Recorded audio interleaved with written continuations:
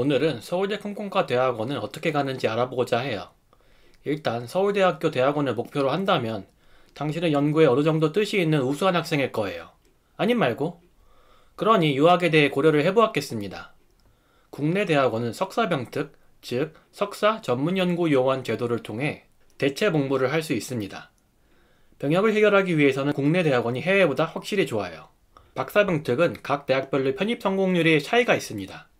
박사 전문연 하려면 카이스트, 포스텍, 서울대 순으로 좋아요. 박사 전문연은 지역별로 편입 인원이 정해져 있어요. 카이스트 등 과기원은 TO를 따로 받기 때문에 편입에 유리해요. 포스텍이 편입에 유리한 이유는 포스텍이 비서울에 있어서예요. 박사 전문연 TO는 과기원 빼놓고 나머지들은 각 지방별로 인원수를 배분해요.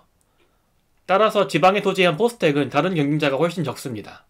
그래서 포스텍이 서울대보다 편입에 좋습니다. 한편 석사 전문연은 각 대학별로 편입 유불리의 차이가 없어요. 석사 전문연은 병무청이 회사에 TO를 직접 배분합니다. 어느 대학을 나오든 회사에 직접 면접을 보면서 합격을 하면 됩니다. 다만 시장 상황에 따라 수요가 많은 연구 분야로 진학해야 취직에 유리하겠죠. 서울대는 석사학위 과정과 석박통합 과정이 있습니다. 석사학위 과정은 석사를 졸업하고 회사에 취직하거나 해외 박사를 위해 유학하려고 할 때 선택합니다. 석사 과정은 교수님이 웬만하면 2년에 졸업을 시켜주십니다. 석박통합 과정은 서울대에서 박사까지 연구하고자 할 때 선택합니다. 석박통합을 하면 석사 과정과 박사 과정을 따로 할 때보다 1년 정도 빠르게 졸업할 수 있다고 해요.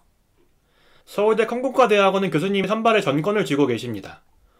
공식적인 선발 과정은 입시가 먼저, 지도교수 찾기가 나중입니다. 하지만 실제 돌아가는 꼴은 다릅니다. 지도교수 찾기가 먼저, 입시가 나중입니다. 자신을 지도해줄 교수님을 구하지 않고 대학원에 지원하진 않습니다. 인기 연구실은 시장 상황과 연구 성과에 따라 바뀝니다.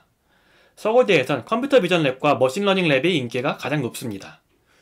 그러나 요즘 많은 연구실들이 연구 분야의 딥러닝을 접목하여 진행하고 있습니다. 딥러닝 달고 졸업하면 먹고 살기 지장이 없다고 해요. 그러니 관심 가는 연구 분야를 다루는 랩에 지원하면 되겠습니다. 자신을 지도해줄 교수님을 구하는 과정을 컨택이라고 합니다. 컨택을 하기 전에 그 교수님의 랩에서 학부생 인턴을 마칩니다. 학부생 인턴은 대학원 입시보다 선발이 넉넉합니다. 그러므로 대학원 진학을 고려한다면 인턴을 시험 삼아 해보세요. 인턴 지원은 대학원 진학보다 좀 더 선발이 용이해요. 그리고 여러 랩에 교차로 인턴 활동을 하기도 합니다. 이러면서 자신의 적성을 찾는 것이죠. 많은 교수님께 눈도장을 찍으며 해외 유학에 필요한 추천서를 추후에 부탁해 볼 수도 있습니다.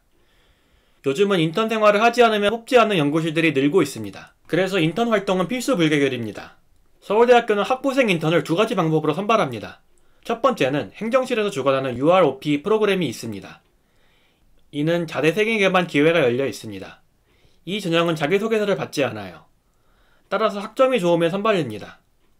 두 번째는 각 연구실에서 개별적으로 모집하는 인턴이 있습니다. 이 경우 각 교수님의 개별적인 판단에 선발이 좌우해요. 일부 인기 랩은 UROP를 진행하지 않고 개별 인턴으로만 운영합니다.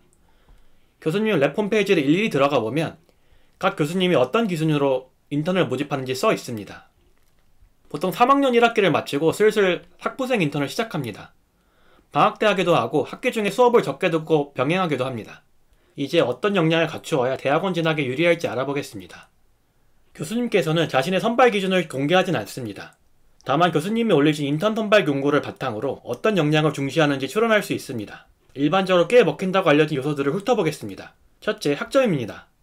전체 학점이든 전공 학점이든 잘 따두면 손해보진 않습니다.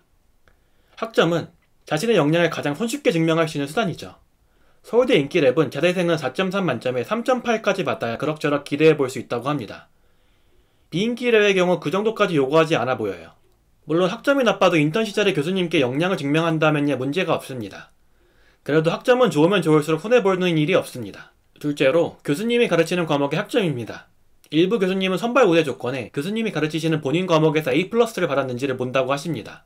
셋째, 그 외에 자신의 우수함을 증명할 수 있는 정성적 요소입니다. 정보올림피아드, 수학올림피아드에서의 우수한 성과 정도가 있습니다. 그리고 교수님의 연구 분야에 논문 출판 경험이 있다면 이게 가장 좋습니다. 학부생 인턴 시절 때 최우수학회에 논문을 썼다면 더할 나위가 없습니다. 마지막으로 서울대 대학원의 컨택 과정과 입시 과정을 이야기해보죠. 추후 대학원 입시가 다가올 때 교수님께 자신을 석사 과정으로 선발해 줄 수 있는지 컨택 문의를 하게 됩니다. 모든 인턴들이 다 대학원에 진학하진 않으니 지원 직전에 연락을 한 번 더 해보게 되죠. 이때 교수님이 우리 랩에 들어와도 좋다 답변하시며 입시는 끝났습니다. 1년당 각 연구실에 최대 3명의 학생을 선발할 수 있어요.